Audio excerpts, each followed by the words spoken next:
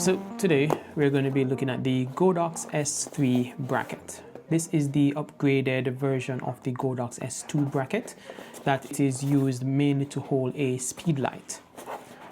So let's dive in. Okay. Right, so in the box, very minimal. So it's just the bracket itself and a cleaning cloth from the company that I bought it from on Amazon.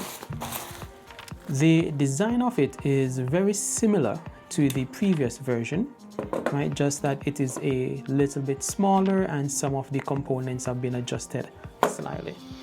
So let's bring the S2 brackets into the shot, and then we can do a quick comparison. Okay, so what's similar? Similar items are the mechanism that is used to tighten or hold the speed light. The internal piece or the internal adjustable section is very similar as well. So you can see on the S2, it's just a adaptable insert, right? That is the same thing on the S3 model. So it's taken out the same way, two pieces, and you simply pull them apart, right? So similarity are the same thing in both. That's basically it. Now, when you look at the differences between them, you will see that the S3 has a smaller footprint compared to the S2, and they have basically removed that additional lip that you see here around the S2 version. Okay, so that's one difference. The other difference is the section that you use to connect to a light stand. On the S2 version, you can see it's more of a rounded design. On the S3, they've squared it off. So it's a little, well, I would say the same size, but they have reduced the overall volume of it. Right, if you look at the end section here, this is very smooth, right? So you only have the one curved section here. On the S2, you can see it's curved, it's a circular, right? So the hinge section is also different. You will see this is a larger hinge on the S2, and there's a smaller hinge on the S3. Another difference is the mechanism to release the Bowen's mount adapter. Right, so you can see here it's just a metal prong sticking out. They have basically modernized the design. Now it's just a small little switch that you use to pull it out.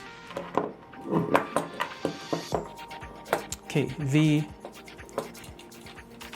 hole to hold a umbrella has also changed. On the S3, you can see it is now in the arm of the bracket, whereas on the S2 it is a additional attachment to the hinge of the S2,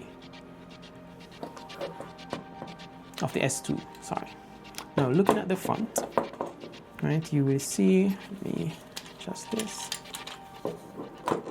Looking at the front of the design, right, so you have a larger front plate on the S2 with the Godox sign at the front.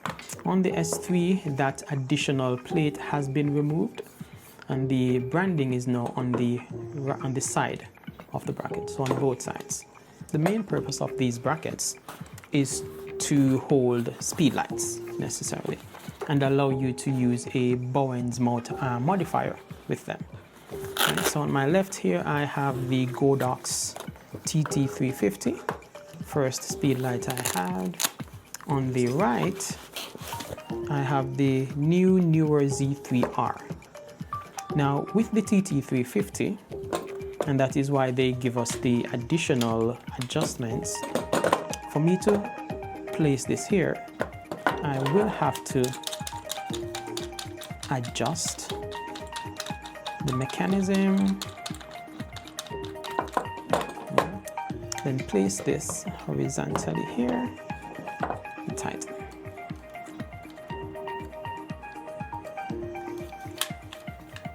Okay.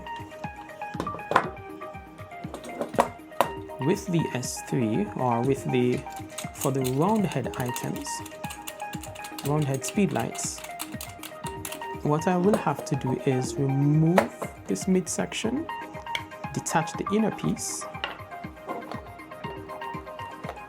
and then place the light inside.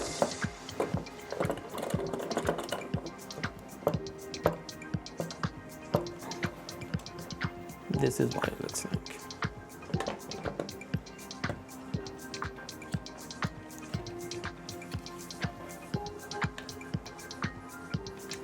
In terms of the weight, for the S2 bracket, that comes in at around 559 grams, while the S3 bracket, that one weighs 446 grams, so significantly lighter. The S3 is significantly lighter than the S2.